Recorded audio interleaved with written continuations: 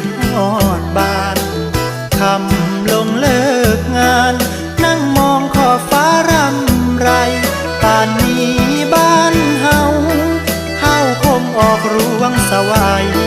หลับตาละคิดฮอดยามใดอยากกลับไปละอาบสายลงหน้า